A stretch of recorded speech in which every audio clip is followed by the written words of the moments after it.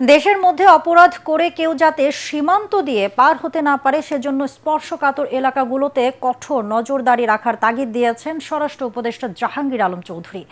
BGB দিবস উপলক্ষে সদস্যদের কাজের স্বীকৃতি প্রদান অনুষ্ঠানে তিনি এসব কথা বলেন। এর আগে সীমান্তে চোরাচালান ও মাদক নিয়ন্ত্রণে ভূমিকা রাখায় বর্ডার গার্ড বাংলাদেশ পদক, রাষ্ট্রপতি বর্ডার গার্ড পদক, বর্ডার গার্ড বাংলাদেশ পদক সেবা এবং রাষ্ট্রপতি বর্ডার গার্ড পদক সেবা সহ ২৮ জনকে বিভিন্ন পদকে ভূষিত করা হয়। পদক প্রদান শেষে বিজিবির খেতাবপ্রাপ্ত বীর মুক্তিযোদ্ধা ও তাদের পরিবারদের সংবর্ধনা ও উপহার সামগ্রী প্রদান করেন স্বরাষ্ট্র উপদেষ্টা। পরে বক্তব্যে তিনি আগামী জাতীয় সংসদ নির্বাচনকে অবাধ, সুষ্ঠু ও নিরপেক্ষ করতে বিজিবি সদস্যদের সহায়তা চান। এছাড়া সীমান্তে চোরাচালান প্রতিরোধে বিজিবি সদস্যদের কঠোর ও কৌশলী হওয়ার পরামর্শ দেন স্বরাষ্ট্র উপদেষ্টা।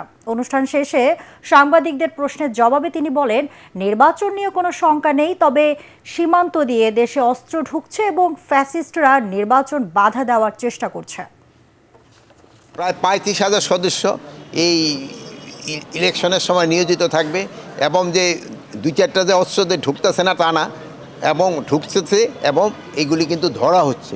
ডেইলি দেখবেন যে ধরা হচ্ছে, এই ১টা-২টা করে কিন্তু ডেইলি একদিন ৫টা বিদেশি পিস্তলও কিন্তু ধরা হয়েছে।